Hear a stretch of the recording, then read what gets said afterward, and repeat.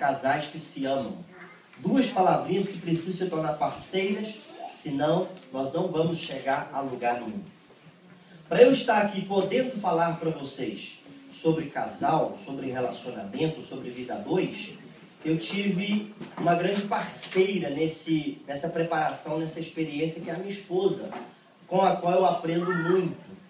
E uma das coisas que nós temos que entender é que podemos aprender com as outras pessoas. Se podemos aprender com os outros, muito mais com aquele que Deus nos deu para sermos uma só carne. Casais que se sujeitam, casais que se amam.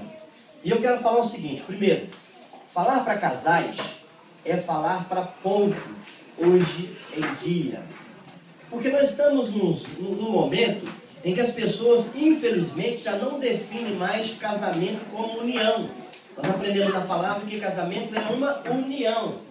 As pessoas hoje em dia vivem a realidade do ajuntamento. Como é a realidade do ajuntamento? A gente casa. Se não der certo, a gente separa. Ou seja, o propósito não é união.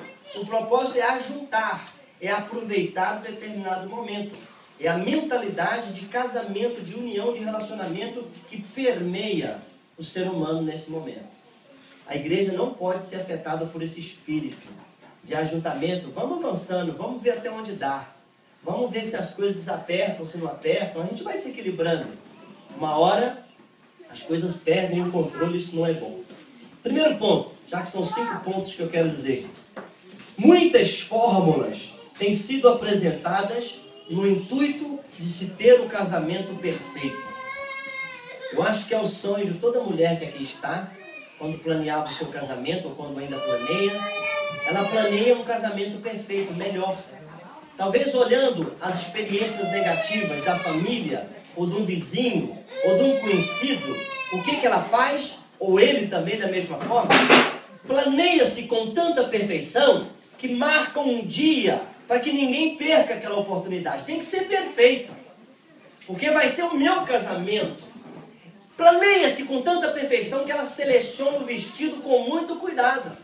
Não pega o telefone e liga: olha, separa um vestido para mim de noiva, separa para mim. Não, a pessoa vai lá, prova, testa, insiste, porque ela quer chegar naquele dia na perfeição. E no intuito disso, muitas fórmulas têm sido apresentadas. E livros, palestras, aconselhamentos, psicólogos, terapeutas, pastores, curiosos, não faltam para dar um conselho como a coisa ficar bem feita, como funciona, como deve ser o antes, o durante e o depois do casamento. Sempre tem aquele para poder dar uma opinião. Isso é fórmula. Faz assim que vai dar certo. A sua mãe te preparou para a lua de mel? A sua mãe te preparou para depois do casamento, quando ele agarrar na televisão, para poder ver o futebol, ela na novela, ou qualquer coisa nesse sentido? Sempre tem umas preparações. E se não tem essa coisa perfeita, não sei se já aconteceu, espero que não, e se aconteceu, você hoje pode pedir perdão ao seu cônjuge da seguinte forma: a minha mãe não fazia comida assim não. A minha mãe fazia diferente. Às vezes a gente começa, a minha mãe não fazia assim, o meu pai, seja o homem ou seja a mulher, começa a colocar algumas coisas porque ele estava acostumado e trouxe fórmulas para que o casamento fosse perfeito. E eu não quero aqui dizer ainda se é possível ser perfeito ou não, porque tem mais 4 pontos. Segundo ponto, eu escrevi o seguinte: já que o casamento há uma procura muito grande para o casamento perfeito, infelizmente tornou-se um assunto diversificado e polêmico. Por quê? Devido a algumas experiências negativas, algumas experiências que foram por água abaixo, as pessoas não começam a dar opinião. Ih, rapaz, é melhor não casar. Não vale a pena. Olha, aconteceu isso. E começa a dar exemplos e verdadeiros de coisas. Então começa a existir os críticos e acusadores do casamento. Se tornou algo polêmico. E aí você pega quando alguém fala assim: ah, rapaz, mas você não conhece o fulano ou a beltrano ou o meu familiar que já tem 50 anos de casado. Ah, mas isso é uma exceção. Ou seja, é uma coisa polêmica. Aquilo que era para ser algo constante, comum, no mundo, é uma exceção à regra. O casamento era para ser para toda a vida, E agora, o comum é ter casamento que não duram para toda a vida. Então nós temos que prestar bastante atenção se os nossos planos, os nossos objetivos estão de acordo com o propósito do casamento. Segundo ponto, tornou-se um assunto diversificado e polêmico. Há quem procura e há quem rejeita. Há pessoas que não querem saber disso e há outros que estão dentro. Como é que diz um ditado, irmãos? Quem está dentro quer sair, quem está fora quer entrar. Não é assim? É polêmico. Ah, rapaz, pelo amor de Deus, se tiver um marido igual ao meu, se tiver uma esposa igual a minha, aquela mulher fala e feito uma maritaca. Aquele homem não presta atenção em nada. Meu marido, você tem que ver, ele tem lá no serviço quase que uma honra, um mérito, uma placa se dizendo, aqui está o melhor funcionário, mas dentro de casa é um incompetente, não sabe onde coloca uma colher. Estou falando de mim, irmão. Assim, não tão competente também. Sabe como é que é? Pronto, a gente exagera para dar, mas eu sou competente. Amém? Mas é incrível como que o sujeito, irmão, consegue ser uma bênção na igreja, consegue ser uma bênção no trabalho, consegue ser capacitado. Quando ele põe um pé dentro de casa, acabou. Ele é um incapaz. Ele não sabe onde põe a toalha, não sabe onde põe o prato, não sabe lavar nada dentro de casa, ele não ajuda. É um incompetente da porta para dentro. Então é polêmico. E aí o sujeito, quando vai dar o exemplo, é melhor não entrar não, porque se for para ser incapaz como esse, só dá trabalho. Isso é uma coisa que tem criado muitas definições novas hoje em dia acerca de casamento. Aí tem um casamento aberto. A gente é casado, mas ele fica lá e eu fico cá. Esse dia estava numa reportagem na televisão, de uma artista aí famosa, que ela é casada há mais de 20 anos, mas o marido mora numa cidade e ela mora em outra. E eles são felizes, claro que é felizes. Eles não sabem o que é o casamento, então eles têm apenas um contrato. Mas não sabem, o casamento é dia a dia. Terceiro ponto. Como todos os processos, em qualquer lugar da vida, relacionamento, dentro dele, há regras, há limites e há obrigações. Parece que nós nos esquecemos da primeira coisinha que acontece quando nós nos unimos, tornamos em marido e mulher, quando o pastor ou o padre, como se você casou na igreja católica, foi feito, independente de onde quer que seja, é feita a seguinte ministração: eu vos declaro marido e mulher. Amém? Não é isso mesmo? E antes dessa declaração, eu vos declaro marido e mulher, tem uma série de promessas que o marido faz à mulher e que a mulher faz ao marido. Mas no casamento parece que essa regra não existe. Eu prometo ser fiel, eu prometo te amar, eu prometo cuidar de você quando? Na saúde, na doença, na pobreza. Ah, mas deixa vir a enfermidade para você ver, deixa vir um pouquinho de gordurinha, deixa vir a primeira dívida, deixa vir um cobrador enchendo a paciência, deixa vir o resultado do cartão de crédito, do cheque que você deu na mão dele ou dela. Aí a coisa já esquece, a fidelidade, o amor, o respeito, já desequilibra. É só surgir o primeiro problema. E às vezes não precisa ser tanto assim não, às vezes é um tempero da comida, às vezes é uma coisinha da roupa. Irmão, se você casou, você tem regras, tem limites e tem obrigações, goste ou não. Não é assim, eu tive o meu dinheiro a vida toda, não é agora que você vai controlar o meu dinheiro. Não, não é por aí que as coisas funcionam.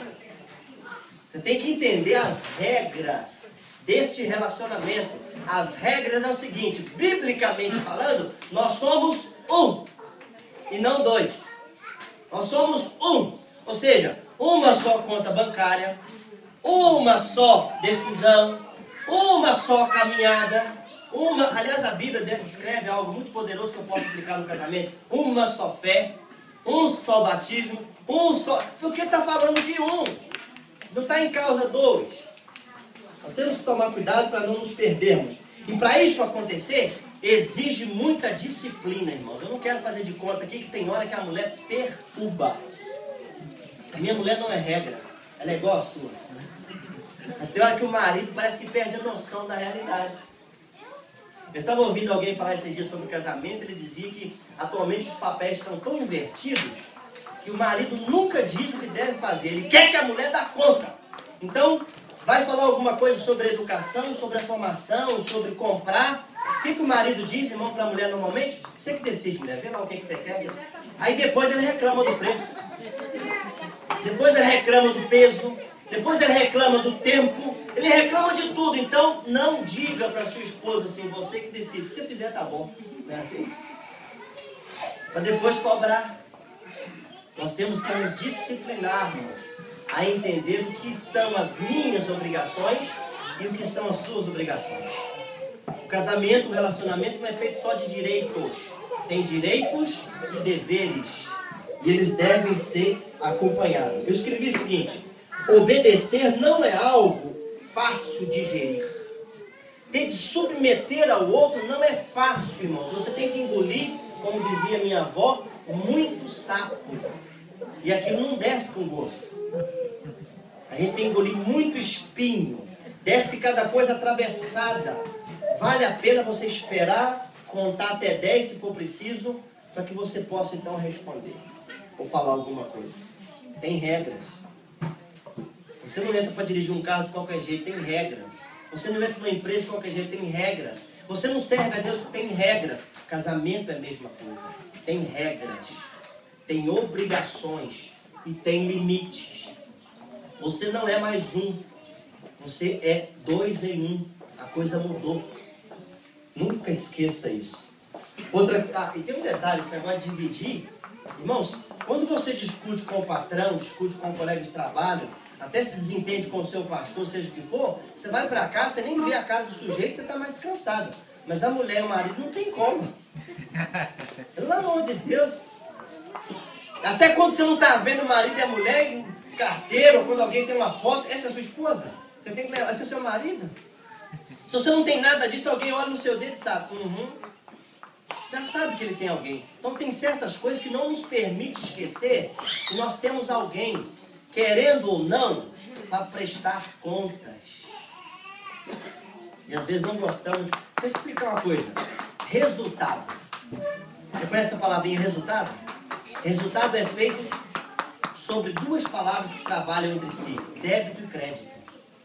Eu trabalhei no banco muitos anos. Irmão, se você não quer o seu resultado negativo, você tem que ter o seu crédito maior que o débito. Não funciona de outra forma. Não tem jeito. Então passa a trabalhar nos seus créditos. Porque deixa eu te explicar uma coisa. Débito você já tem por natureza. Natureza física, natureza psicológica e natureza espiritual. Todos nós nascemos em pecado. Então daí para lá não tem escapatória.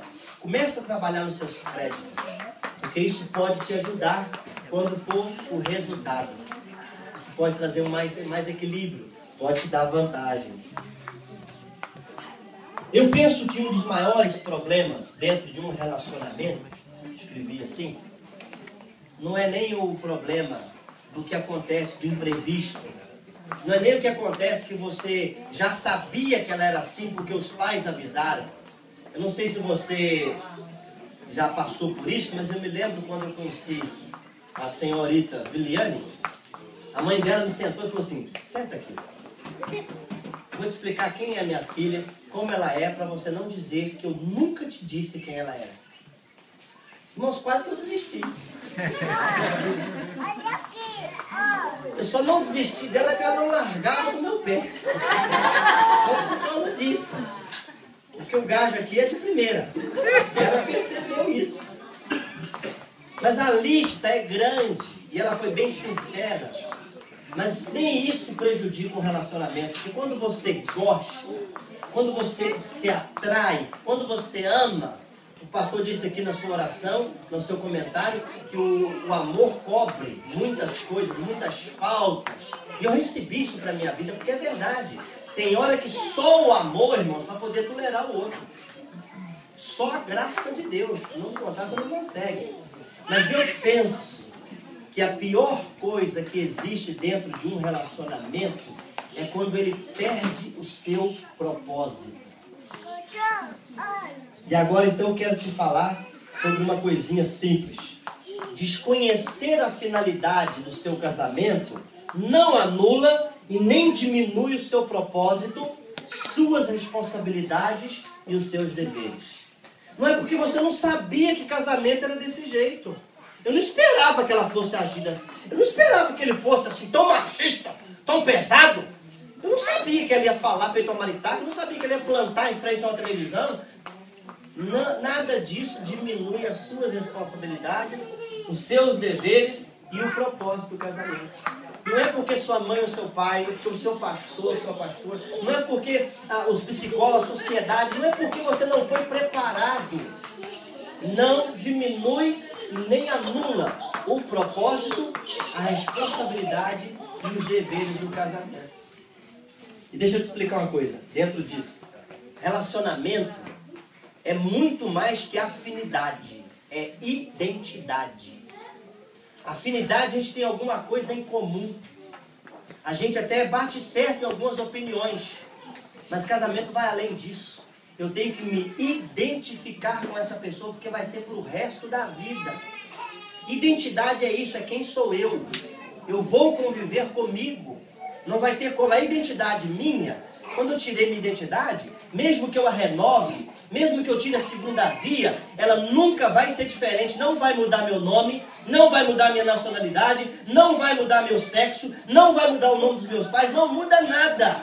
É a mesma. Ela chama-se identidade. Ela me identifica. Relacionamento é isso.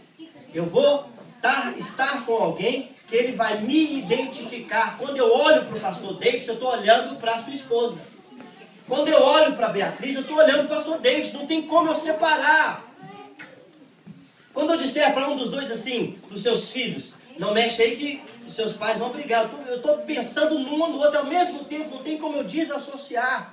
Não tem como eu falar assim, pode mexer porque o seu pai te protege, sua mãe vai brigar, mas se sua mãe não está aqui. A gente entende que os dois estão preocupados com a criação e formação dos seus filhos. Porque são idênticos, no mesmo propósito. Idêntico na mesma responsabilidade. Idêntico nos mesmos deveres. Então eu preciso. Não esquece de uma coisinha, irmãos. Falarmos aqui não tenha pretensão, porque eu não vou ter tempo para falar tudo que preciso ouvir. Eu não vou definir novas regras do casamento, porque não vai acontecer isso, e o tempo aqui não ajuda. Não estou falando nenhuma novidade. Nós estamos falando coisas do dia a dia.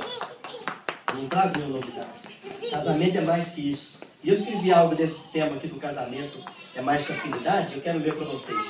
Quando a nossa identidade muda, dependendo da situação, do interesse, essa atitude ganha outro nome. Quando você muda de identidade, chama-se crime. Chama-se falsidade ideológica. Então ganha outro nome. Quando o sujeito, eu sou casado, mas eu me comporto como se não fosse casado, eu estou cometendo um crime contra a minha esposa. Eu estou cometendo um crime contra o verdadeiro propósito do casamento. Eu estou falsificando a minha personalidade. Quando eu quero agir como se eu não fosse, isso ganha outro nome. E uma das coisas que é muito famosa hoje em dia, chama-se, uma palavrinha que é bonitinha, bipolaridade.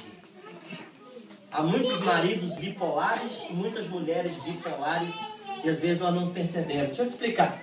Bipolaridade é o transtorno de humor e de comportamento definido pela ciência.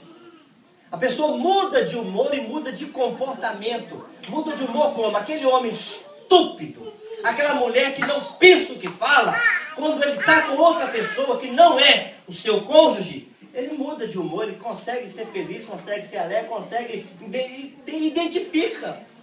O comportamento altera totalmente.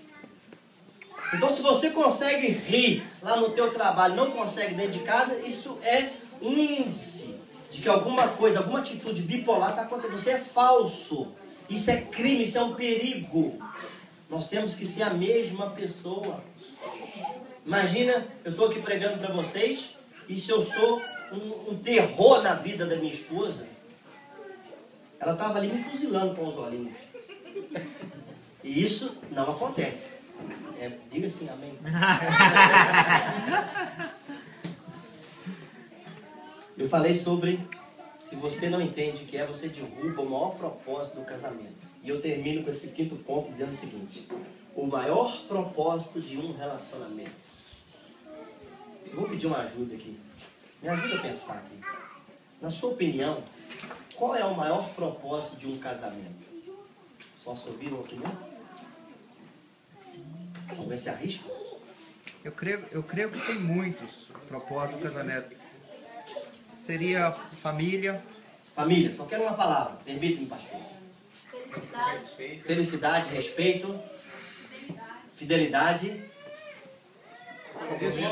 compromisso, paciência. Irmãos, peraí. Pastor, Tá sem paciência? deixa eu falar baixinho aqui. Deixa eu falar baixinho aqui no microfone. Os irmãos não disseram isso como uma dica, não, né?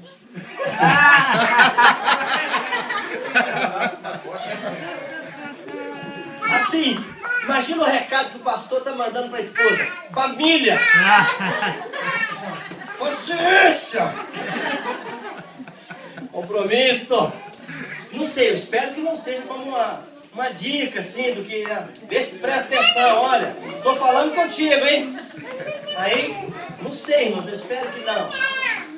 Eu agradeço a opinião de vocês e acredito que nós somaríamos muito mais e que são lícitas e dignas. Não quero alterar o vosso pensamento, mas permite-me partilhar aquilo que Deus colocou no meu coração. O maior propósito, maior, não o melhor, o maior, porque o melhor é o conjunto de tudo isso. O maior propósito de um casamento, de um relacionamento, é glorificar o nome de Deus. Nós às vezes esquecemos disso. Às vezes casamos porque interessamos, porque ela é linda, porque ele é lindo. A minha esposa teve esse problema. A gente casa porque a pessoa é demais, é educada. Alguns casam por interesse financeiro. Alguns casam porque é um escape, uma fuga, porque a família é um problema. E ele conseguiu escapar daquela prisão, daquele terror que vivia com seus pais. Outros casam porque, olha, eu estou ficando velha, a idade está chegando, posso ficar para titia, né? Sabe como é que é? Então eu tenho que aproveitar. Irmãos, o maior propósito de um casamento é glorificar o nome de Deus. Se Deus não estiver sendo glorificado no seu casamento, você pode achar que é feliz, você pode achar que está tudo bem, mas você é um fracassado diante do verdadeiro propósito do casamento. O teu casamento precisa glorificar o nome de Deus.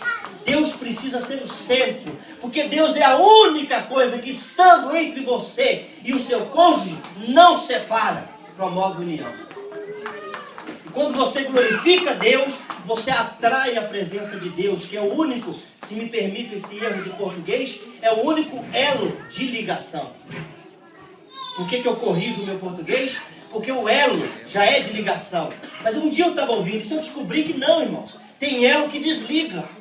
Tem coisa que você põe no meio, que é o elo que ele separa. E Deus quer estar na sua vida, no seu meio, para promover a ligação. O maior propósito do seu relacionamento é glorificar o nome de Deus. E eu quero então ler o que eu escrevi aqui da seguinte forma. Sejamos prudentes. Quando o assunto é relacionamento, não estamos falando de algo que é passageiro, que é transitório, que é momentâneo. Estamos falando de um projeto inquebrável, indestrutível e que deve ser duradouro. Se você fizer a escolha certa e as decisões corretas, isso pode acontecer. É por isso que o diabo tem feito de tudo para interromper os relacionamentos. Porque quando ele interrompe um relacionamento, ele impede você de glorificar o nome de Deus com o coração puro. E eu não quero entrar em outros detalhes. A Bíblia fala que até quando você for se abster de alguma coisa, que seja por um tempo limitado. As suas orações podem ser impedidas se você não estiver bem com o seu cônjuge. Tem muita coisa que a Bíblia fala e eu vou aqui sugerir que esse seja o momento de casal, de muitos outros que virão para orientar, porque nós precisamos entender que não adianta estarmos ajuntados na igreja, mas precisamos estar casados na igreja com Deus, senão não teremos a glória de Deus para nós. Às vezes acontece esse casamento espiritual, nós estamos juntos na igreja, mas não estamos unidos, estamos ajuntados. Teu casamento precisa glorificar o nome do Senhor. E eu quero concluir então, pastor permite, acho que já não sei o tempo aí, dizer o seguinte. É possível um casamento perfeito. Lembra que foi meu primeiro tópico? É possível um casamento perfeito. É possível desde que ele seja santo. É possível desde que Deus esteja habitando no meio dos dois. Quando Deus estiver presente, a santidade estará presente. Isso traz perfeição. Foi por isso que Deus falou com Abraão: anda na minha presença e ser perfeito. Então estou dizendo para o casamento, para o relacionamento, para vocês dois agora: andem na presença de Deus, porque isso traz perfeição para o vosso relacionamento. Se vocês não andarem juntos, não haverá tudo isso que nós falamos aqui hoje. Toma bastante cuidado. E eu termino com um versículo para que você guarde no seu coração, já que é possível. Existe um padrão, e a Bíblia diz assim, em Filipenses 4:8: quanto ao mais, irmãos, tudo que é verdadeiro, tudo que é honesto, tudo que é justo, tudo que é puro, tudo que é amável, tudo que é de boa fama, se há alguma virtude, se há algum louvor, nisso pensai. Filipenses 4:8.